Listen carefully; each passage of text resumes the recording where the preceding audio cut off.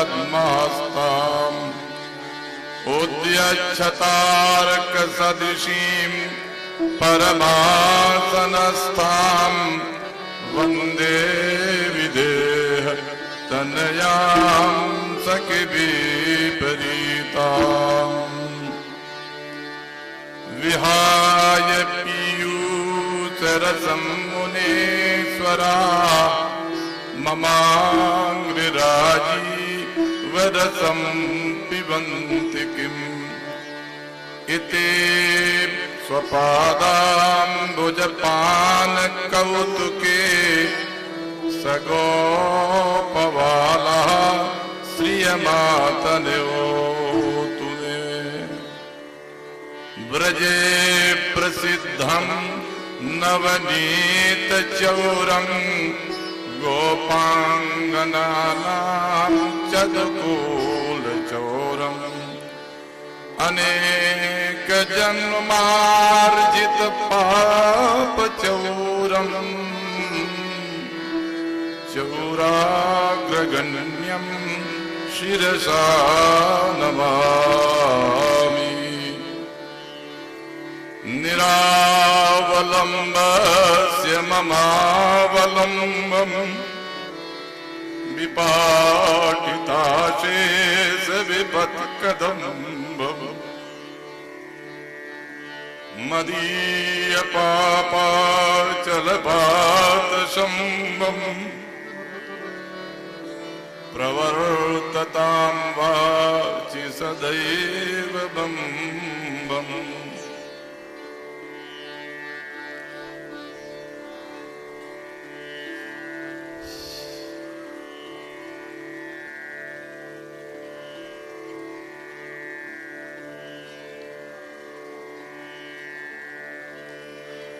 सारे संसार को कल्याण की वर्षा करने का व्रत लेकर शिव के नाम से जो प्रसिद्ध हैं, जाने जाते हैं, हमारी और आपके सुख और दुख में सबको कभी भावनाओं से, कभी मंत्रों से, कभी स्तोत्रों से अनुकूल परिस्थितियों में ले जाने वाले भगवान झिरियेश्वर भगवान की छाया में हम सब आज उन्हीं की बताई हुई, मां पार्वती को बताई हुई एक कथा सुनने के लिए उपस्थित हैं। श्रीमद् भागवत कथा के बहुत बहुत प्रभाव हैं, बहुत बहुत महिमा है। कल उद्घाटन दिवस था, इसलिए मैंने कुछ संकेत किया था। आज आचार्य मनमोहन दास जी ने उसी महात्मा की कथा को अत्यंत विस्तार से 3 घंटे तक आप लोगों को सुनाया। श्रीमद् भागवत के सप्ताह का जिसकी महिमा ये गान कर रहे थे, उसकी परंपरा है कि आज पहला दिन है और कथा हिरण्याक्ष वध तक होनी चाहिए। यह इनका दायित्व है, कथावाचक ये हैं। 7 दिन में सारी कथा कैसे किस प्रकार कहेंगे, इनको ही सोचना है। मैं ऑन डिमांड आप लोगों के यहां उपस्थित हूं। व्यासपीठ इनका है और इनको ये कथा करनी है। क्योंकि मैं हूं, आपका अधिकार मुझ पे बनता है। तो मेरी इच्छा हो या न इच्छा हो, आप मुझे पकड़कर यहां बैठाते हैं। मैं भी भला भगवान शिव जिनकी कृपा से सब कुछ है, उनकी बात, उनकी विद्या उन्हीं के सौंपने में क्यों कंजूसी करता। इसलिए मैं आपके सामने हूं। कुछ बातें मुझे लगता है कि आप 3 घंटे से बैठे हैं, 1 घंटा बैठने की हिम्मत रखते होंगे। अगर ऐसा है तो मैं 1 घंटे सुनाऊंगा, अगर ऐसा नहीं है तो मैं 10-5 मिनट में अपनी बात कह दूंगा।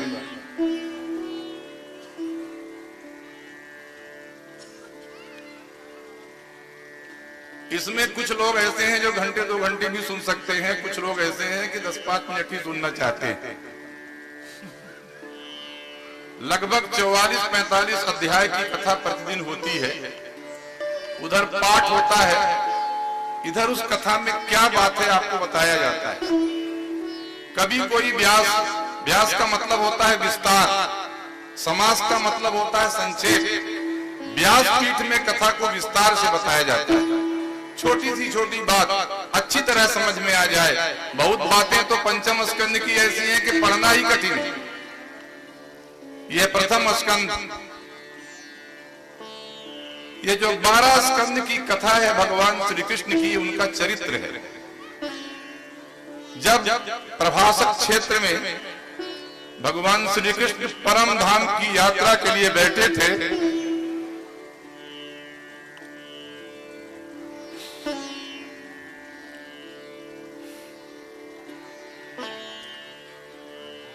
बुद्धि में बृहस्पति के समान उद्धव को बुलाया।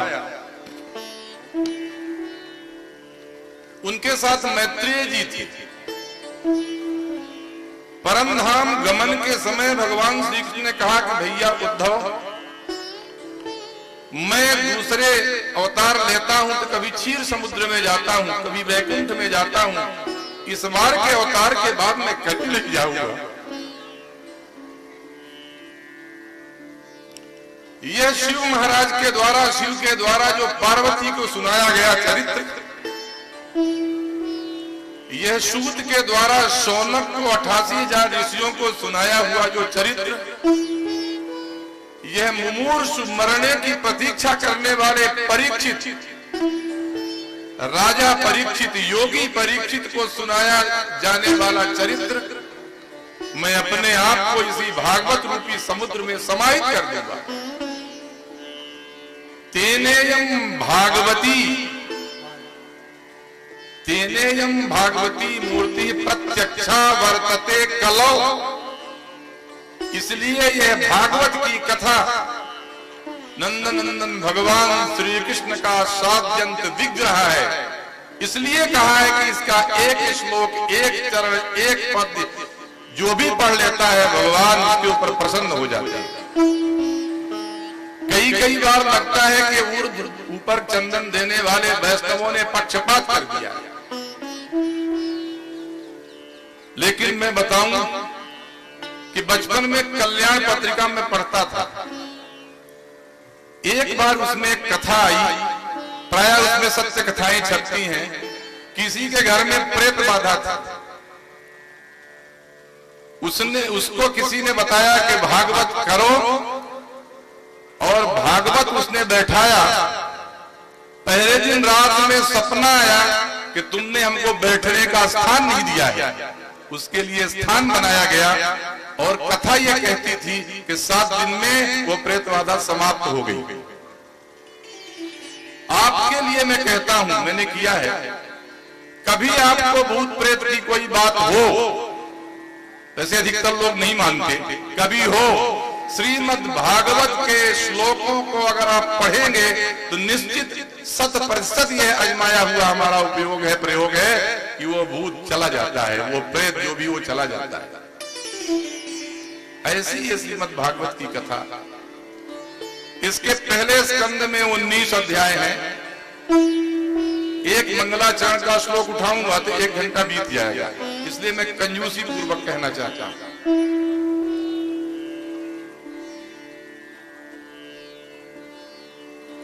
एक बार एक नदी के किनारे सहदेव जी बैठे थे।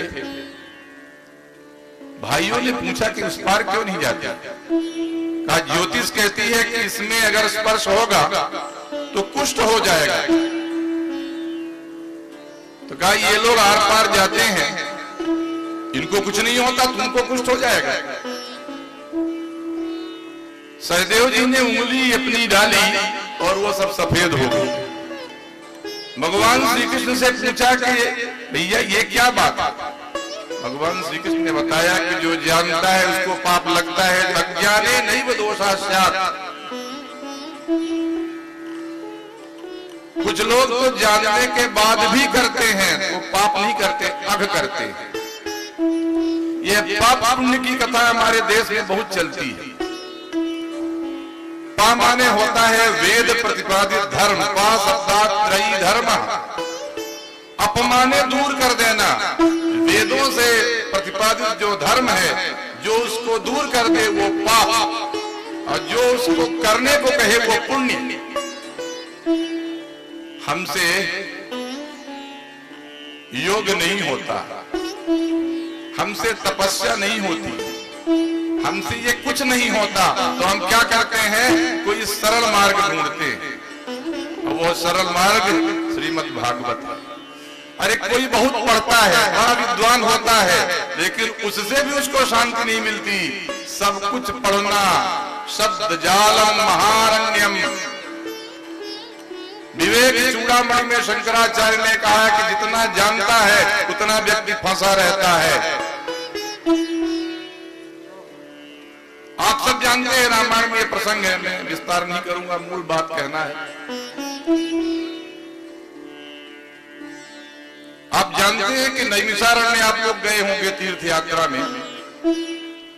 ये भगवान का चक्र है, जिस चक्र का नाम सुदर्शन चक्र है। कहते हैं कि भगवान शंकर जी का पूजन करने लगे और तय किया कि मैं 1000 कमल पुष्पों से भगवान की पूजा करूंगा। लेकिन जब कमल से पूजा करें तो 999 हो, एक घट जाए। सारा दिन परेशान रहे भगवान, लेकिन वो पूरा नहीं हुआ। भगवान ने कहा कि मेरे भक्त कहते हैं कि हमारी आंखें कमल के समान हैं, इसलिए तत्काल भगवान ने एक आंख निकाली और शिव जी के चरणों में समर्पित कर दिया। और जैसे ही शिव जी के चरणों में समर्पित किया, प्रकट हो गई। भगवान शिव के दाहिने पैर के अंगूठा से एक चक्र निकला, जो भगवान विष्णु के हाथ में गया, उसका नाम हुआ सुदर्शन चक्र। जिसकी दृष्टि, जिसकी आंख भगवान शिव के कल्याण करने के चरणों में रहती है, जो व्यक्ति संसार में अपनी दृष्टि सबके कल्याण करने के लिए रखता है, उसका समय, उसका चक्र सदैव सुदर्शन होता है, सबको अच्छा लगने वाला होता है। शिव महिम्न स्तोत्र का एक श्लोक जिसमें यह कथा लिखी हुई है। हरिस्ते सहस्त्रम कमल मलिवाधाय पदयोर यदे कोने तस्मिन् निजमुदहरन् नेत्र कमलम गतो भक्त्योद्रेकात् परिणतिमसौ चक्र वपुषा त्रयाणाम रक्षायै त्रिपुरहर जागरति जगताम। 88,000 ऋषि इकट्ठा हो गए। अब संख्या कल्पवासियों ने देखा होगा उनसे भी ज्यादा हो गई। सबने आकर के भगवान से कहा कि हम 88,000 लोग तपस्या करना चाहते हैं, साधना करना चाहते हैं, कहां रहे? भगवान ने सुदर्शन चक्र को कहा कि जहां चक्र गिर जाएगा वहीं तुम लोग रहना। और जहां वो चक्र गिर गया, नेमी होता है संस्कृत में, नेमी का अर्थ होता है चक्र, तो नेमी से बना, इसलिए उसका नाम नेमिष है। अरण्य माने जंगल, उस नैमिषारण्य में ये 88,000 ऋषि लोग रहते थे। नैमिषे निमिष क्षेत्रे, ऐसे नैमिषारण्य में जहां जहां भगवान की कथा होती है, वहां वहां भगवान का सुदर्शन चक्र भक्तों की रक्षा के लिए रहता है। इसलिए जहां कथा होती है वही नैमिषारण्य हो जाता है। एक सूत जी ने सौनक को कथा सुनाई। एक घाट में परीक्षित को सुखदेव जी कथा सुना रहे हैं और एक कथा सुना रहे हैं मैत्रेय विदुर। तीसरे स्कंद का प्रसंग, राजसूय यज्ञ की कथा आप जानते हैं। उसके बाद युधिष्ठिर का राज्याभिषेक हुआ। युधिष्ठिर के राज्याभिषेक होने के बाद युधिष्ठिर बहुत दुखी थी। कोई नहीं है जिसके लिए राज्य है, जिसके लिए आदमी साम्राज्य करना चाहता है, वो सब मर गए। अब मैं कृष्ण किसके लिए क्या करूंगा? भगवान श्री कृष्ण ने कहा कि मन तुम्हारा ठीक नहीं है, अर्जुन का मन भी ठीक नहीं है, चलो भीमसेन के पास, वो भीष्म पितामह के पास चलते हैं। और भीष्म पितामह के पास जाकर के उनसे सरसैया में पड़े हुए भीष्म पितामह के पास जाकर के उनसे सब प्रकार की नीति की बातें, भक्ति की बातें पूछा। और प्रथम स्कंद का मुख्य विषय यही है। विद्वानों के यहां एक श्लोक प्रसिद्ध है कि विद्यावताम भागवते परीक्षा। सबकी परीक्षा होती है अपने अपने क्षेत्र में, विद्वानों की परीक्षा का भागवत का श्लोक पूछ दो, तो भीष्म स्तुति पंडितों से पूछ दो, परीक्षा हो जाएगी। जितनी स्तुतियां श्रीमद् भागवत में है वही भागवत। उन स्तुतियों को अगर समझना चाहे तो सारी पंडिताई हिलोर मारने लगती है।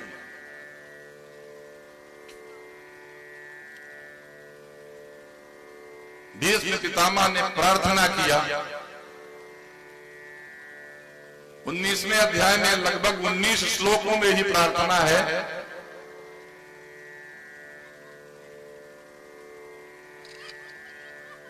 दो बातें मैं उस स्तुति की बताना चाहता हूं जो हमारे आपके लिए उपयोगी है। भगवान को सामने खड़ा देखकर भीष्म पितामह कहते हैं, आपकी कृपा से हमको बुद्धि मिली है। जैसे बेटी को संभाल करके लोग पालते पोसते हैं और प्रयास करते हैं कि योग्य वर मिल जाए, इसका कन्यादान कर दें।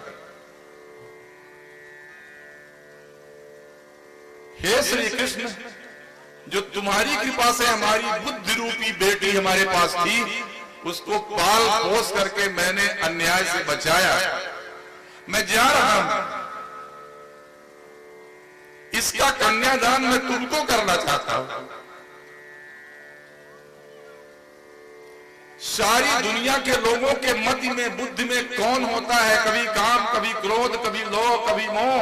मैं चाहता हूं कृष्ण, तुम हमारी बुद्धि में आ जाओ, हमारी मति में आ जाओ, हमारी मति के साथ तुम्हारा श्रृंगार वर्ण हो जाए, ताकि हमारी मति कहीं कुंठित न हो, मेरा जीवन सफल हो जाए।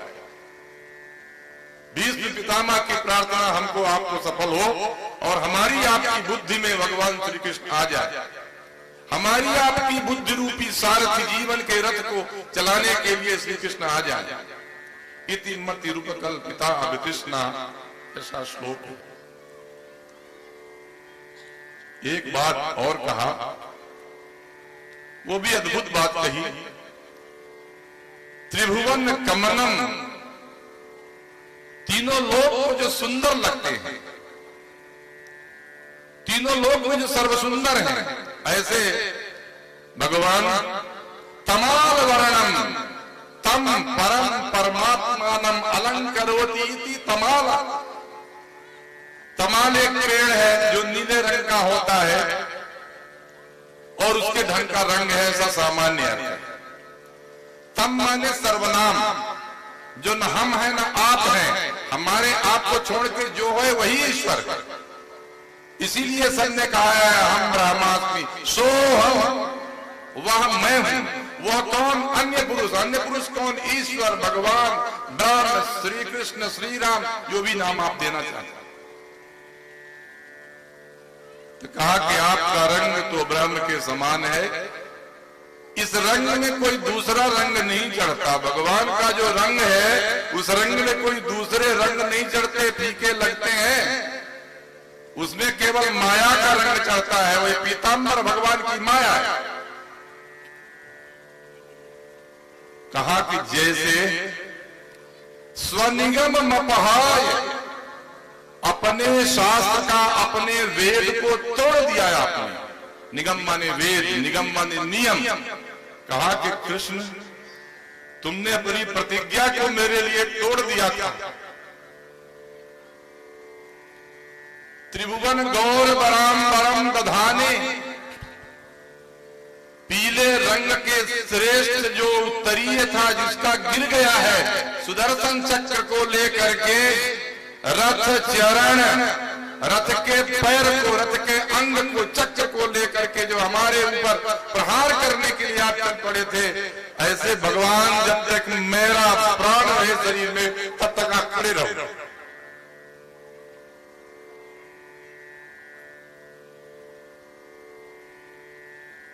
यह भीष्म पितामह के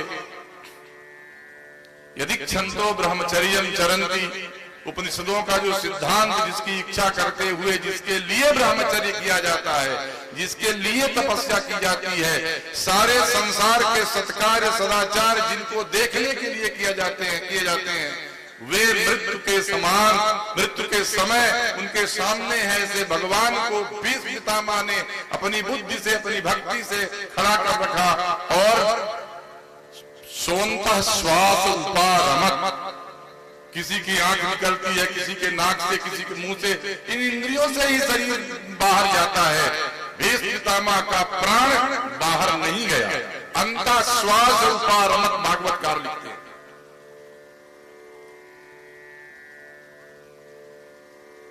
उनका ब्रह्मरंध्र में विद्यमान जो खेचरी मुद्रा के द्वारा दृग्गोचर होते हैं, उसमें वह श्वास लीन हो गई, पंचतत्व पंचतत्वों में विलीन हो गई। भगवान श्री कृष्ण को पहुंचाने के लिए अर्जुन द्वारका गए। भागवत करुणा का ग्रंथ है, भागवत साधना का ग्रंथ है, भागवत नाचने कूदने का ग्रंथ नहीं है। भागवत करुणा से भरा हुआ ग्रंथ है। प्रत्येक क्षण क्षण में, प्रत्येक पद पद में करुणा भरी है। भगवान श्री कृष्ण का सारा जीवन परीक्षण का जीवन है। कभी कोई सुख नहीं मिला संसार के लिए, आपके लिए, हमारे लिए, किसी अर्जुन के लिए, किसी युधिष्ठिर के लिए, किसी धर्मराज के लिए, किसी सहदेव के लिए, किसी पांडव के लिए, किसी भारत के लिए, किसी पार्थ के लिए, किसी राष्ट्र के लिए श्री कृष्ण ने अपने जीवन को बिता दिया और अंत में भी वह प्रभास क्षेत्र में उसी कर्म का भोग करते हुए उद्धव को संदेश देकर चले गए।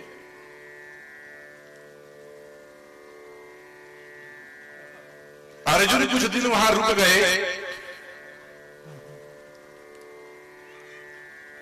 युधिष्ठिर को जब उत्पात दिखाई देने लगे तो ऐसा लगा अर्जुन वहां क्यों रुके, कलयुग आने वाला है क्या?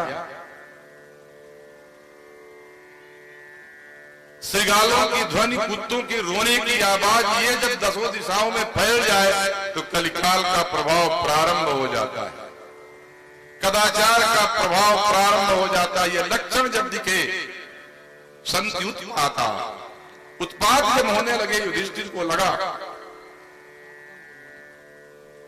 इतने में ये चिंता करते हुए अर्जुन आए, विमल से अर्जुन, उदास अर्जुन, दुखी अर्जुन, गांडीव के ध्वनि को सुनकर अक्षोणी 56 अक्षोणी सेना जिसकी थर्रा जाती थी, वह अर्जुन बेसहारा होकर लौट आया। कथा सुनाया, भैया कृष्ण ने हमको छोड़ दिया।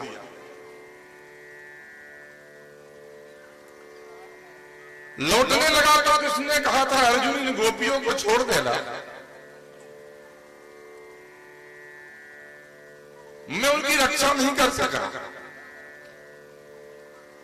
सोहम नृपेंद्र, राजन में वही अर्जुन हूं, अनेक राजाओं के किरीट जिसके चरणों की धूल में सने रहते थे, वही मैं अर्जुन कृष्ण के बिना उन गोपियों की रक्षा नहीं कर सका। श्री कृष्ण ने धराधाम को छोड़ दिया, समुद्र में द्वारका को डुबा दिया। यह समाचार सुनकर युधिष्ठिर ने स्वर्गारोहण की योजना बनाई। परीक्षित को बार बार, जिसको परीक्षित किया जा चुका है, सुदर्शन चक्र ने जिसकी गर्भ में रक्षा की है, ऐसे परीक्षित को कहा परीक्षित तुम राज्य संभालो, हमारा समय खत्म हो गया है। एक समय होता है जीवन का, उसके बाद जनेऊ को हल्का कर देना चाहिए, उसकी चाबी उत्तराधिकारी को सौंप देना चाहिए, नहीं तो वो स्वयं ले लेगा। पांचों भाई और कृष्णा के साथ वो उत्तर दिशा की यात्रा के लिए चल दिए। जीवन में सदैव लंका कांड होता रहता है। हमको और आप सबको उत्तर कांड की प्रतीक्षा करनी चाहिए। इस जीवन के उत्तर की प्रतीक्षा करना चाहिए, नहीं तो उत्तर को मुंह करके, पूरब की मुंह करके संध्या करना बेकार है। भगवान का पूजन करना भी व्यर्थ है। ये इसीलिए किया जाता है कि जीवन का उत्तर ढूंढिए। उत्तर की यात्रा में चले। धृतराष्ट्र और गांधारी को जब ये समाचार मालूम पड़ा, आज तक जिसने राष्ट्र को, देश को, सत्ता को पकड़ के रखा वो धृतराष्ट्र, अंधा धृतराष्ट्र, जिसके पास सत्ता होती वो अंधा हो ही जाता, और उसके कारण अंधी गांधारी, जिसने अपनी दृष्टि को गिरवी रख दिया था धृतराष्ट्र के पास, दुर्योधन के पास, दुशासन के पास रहता हुआ धृतराष्ट्र जब धर्मराज के अवतार विदुर ने भीष्म पितामह के सामने आकर धृतराष्ट्र को धर्म की बात बताई, दुर्योधन ने अपमान किया, तब विदुर द्वारी उन्हीं की सभा में धनुष और बाण को रख करके कि तुम चिंता मत करना दुर्योधन, चिंता मत करना धृतराष्ट्र, मैं पांडवों की तरफ से युद्ध में नहीं लड़ूंगा, मैं तुमको तुम्हारे हाल पे छोड़कर जा रहा हूं। बाकी से कुछ नहीं समझाया। विदुर ने अंत में धृतराष्ट्र को जाते समय जो उपदेश दिया था उसको सुनकर धृतराष्ट्र और गांधारी भी उत्तर की ओर अपने जीवन का अंत ढूंढने के लिए चल दिए।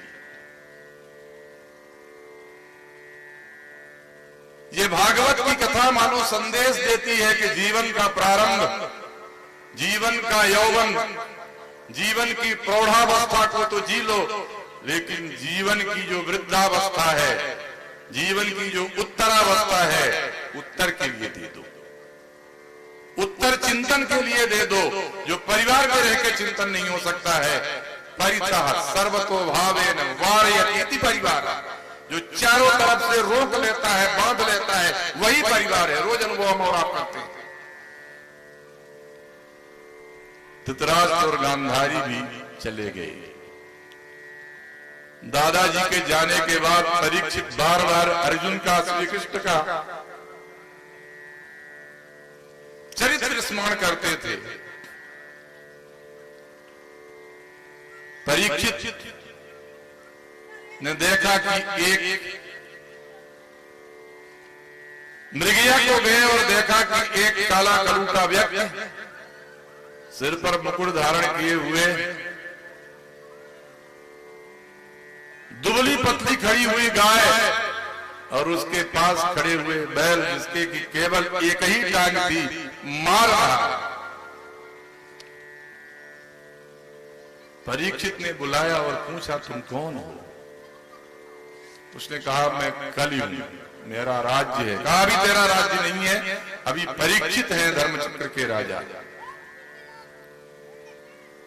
उसने कहा मैं अपने उत्तराधिकार की प्रतीक्षा में तो हूं, लेकिन मैं रहूं कहां? जहां जहां कला होता है वह स्थान परीक्षित ने उनको बता दिया। द्योतक क्रीड़ा, मद्यपान, वेश्यालय, परस्त्री गमन, तमाम कला होता है। जो जो धर्म के स्थान है वो स्थान बता दिया, वहां तुम रहो। उसने कहा 4 स्थान से हमारा गुजारा नहीं हो, मैं तो अधर्मी व्यक्ति हूं। कहा एक स्थान और,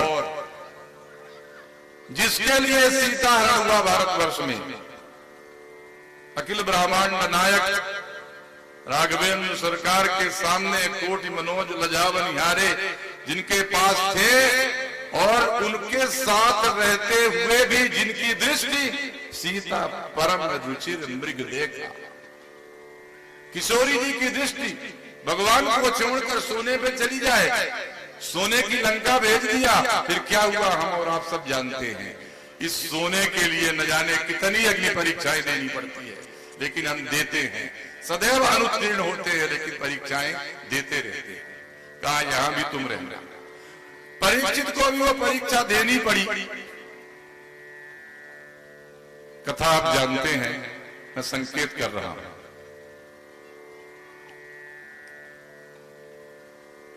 वह मुकुट धारण करके गए और सोने के मुकुट के बहाने कलिजुग परीक्षित के सिर में चढ़ गए। ध्यान में बैठे हुए श्रृंगी ऋषि के पुत्र, जिनका नाम मुझे अभी स्मरण नहीं आ रहा है, आप लोग पढ़ लेना, अभी आएगा तो पता चल जाएगा। शमीक नाम के ऋषि जो ध्यान में बैठे थे, परीक्षित ने उनको बार बार जगाना चाहा, लेकिन जगते नहीं। मरे हुए सांप को गले में लिपटा दिया और चले आए। जब वह तपस्या भंग हुई तो उन्होंने श्राप दिया कि यही सांप तुमको आज के 7वें दिन खाएगा। श्रृंगी इसको पता चला, बड़ा पश्चाताप किया। राजा राम साक्षात ईश्वर से अवतार अभवत, राजा साक्षात भगवान का अवतार होता है, उसको तुमने ऐसा किया। धर्म चक्र का प्रवर्तन कौन करेगा?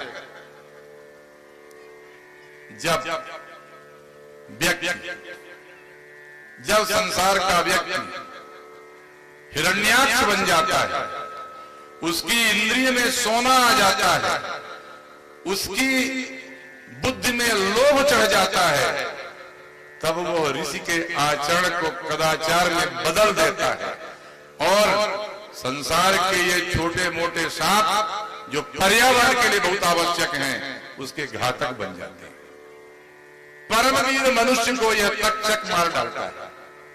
हमें हिरण्यों से सावधान रहना है, हिरण्याक्षों से सावधान रहना है, हिरण्यकशिपों से सावधान रहना है। भागवत की कथा यह बताती है कि अगर आपको भागवत का आनंद लेना है तो हिरण्याक्षों से दूर हो जाना, हिरण्यकशिपों से दूर हो जाना, तक्षकों से दूर हो जाना, सोने से दूर हो जाना।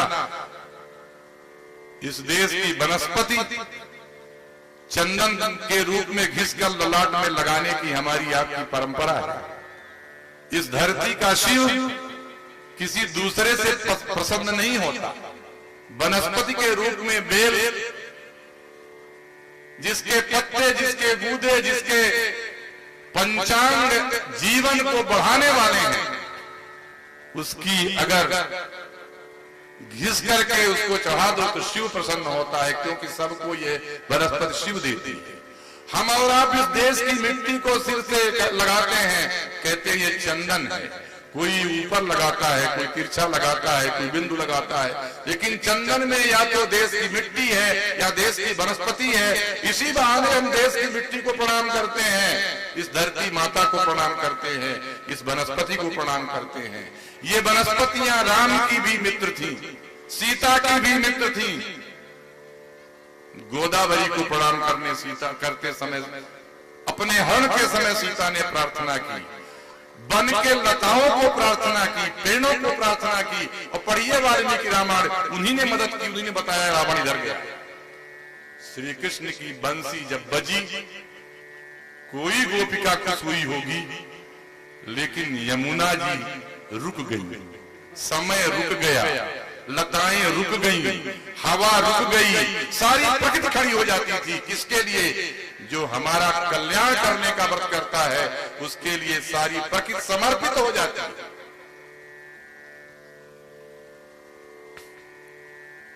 परीक्षित को जब यह समाचार मिला श्राप का, सांप को नहीं ढूंढना चाहते थे। जीवन का एक न एक दिन अंत होना है, यह मान करके गंगा के पास चले गए। यह गंगा इस देश के हिमालय से बहती है और समुद्र में मिलती है। हमारे जीवन की गंगा माता पिता रूपी हिमालय से बहती है और उत्तराधिकारी रूपी समुद्र में, परिवार रूपी समुद्र में मिल जाती है। हिमालय से बहती है गंगा शायद इसलिए कि हिमालय इतना बड़ा है, पिता इतना बड़ा है। यक्ष प्रश्न हुआ तो उत्तर दिया, आकाश से बड़ा कौन और धरती से बड़ा कौन? जवाब नहीं दोगे युधिष्ठिर तो पांचों भाइयों को मैं मार डालूंगा, मरे ही हुए हैं। युधिष्ठिर ने प्रश्न दिया, प्रश्न का उत्तर दिया, माता गुरुतरा भूमे पितोच्चतरा चकार। आकाश से बड़ा पिता, धरती से बड़ी मां। इस देश में माता और पिताओं को वृद्धाश्रम में भेजा जाने की परंपरा हो गई है। बड़ी तीव्रता से नगरों में वृद्धाश्रम बनाए जाने लगे हैं। भारतवर्ष की जनता के लिए ये जो कथाओं का आयोजन है, कहीं न कहीं प्रेरित करता है कि हमको जागृत होना पड़ेगा। आप सब जानते हैं कि गणेश जी सर्वाधि पूज्य कैसे हो गए, तो कहा कि नहीं था उनके पास मयूर, तो उन्होंने माता और पिता की परिक्रमा की और सर्वप्रथम हो गए। दो ही देवता संसार में प्रत्यक्ष हैं। भारतवर्ष का यह सांस्कृतिक अभ्युदय था। आज हमारी संतानों में ये भावना कम होती जा रही है। ये भागवत जैसे महापुराण उनको संदेश देने के लिए तत्पर है।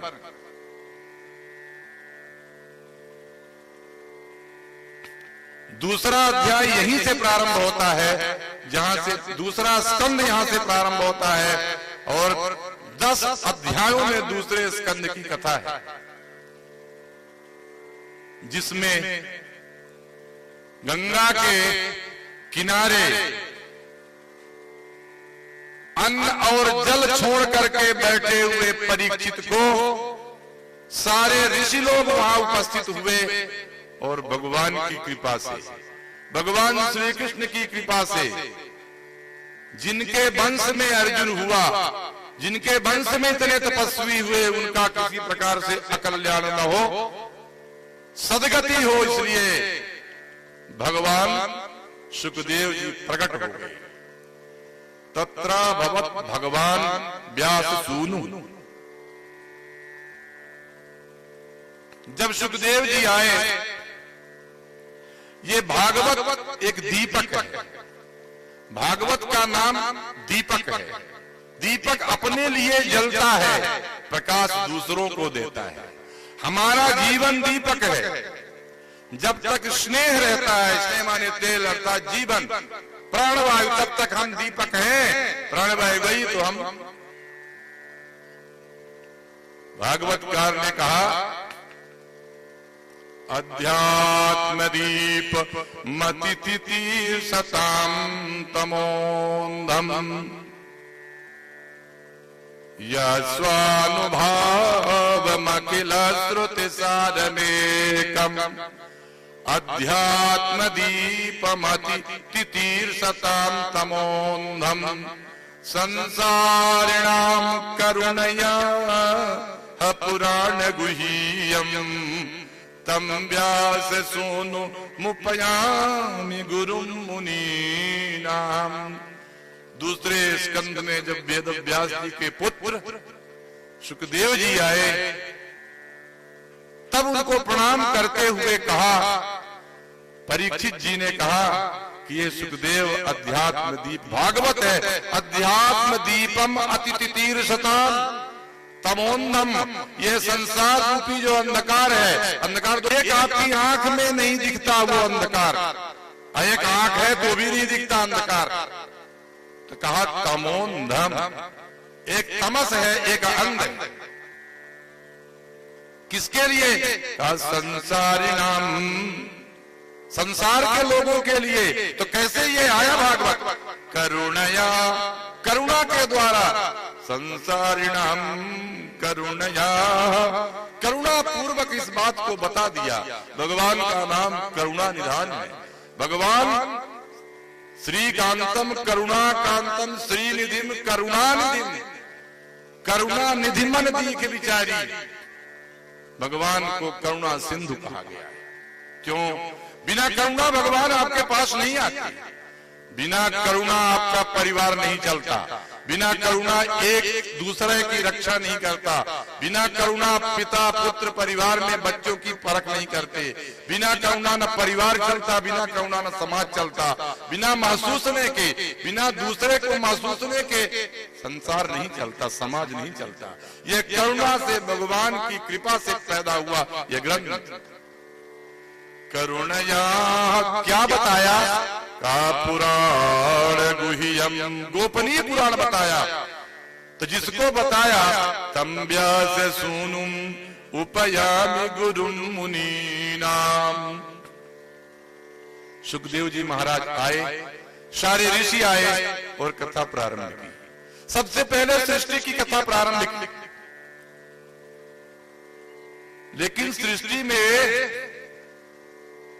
ब्रह्मा जी की उत्पत्ति की बात आप लोग जानते होंगे।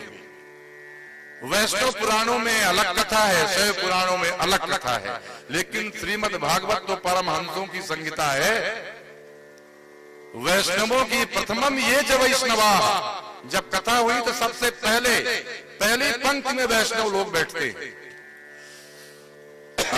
श्रीमद् भागवतम पुराण तिलकम यद वैष्णवानाम धनम, यह वैष्णवों का धन है, इसको नहीं देते।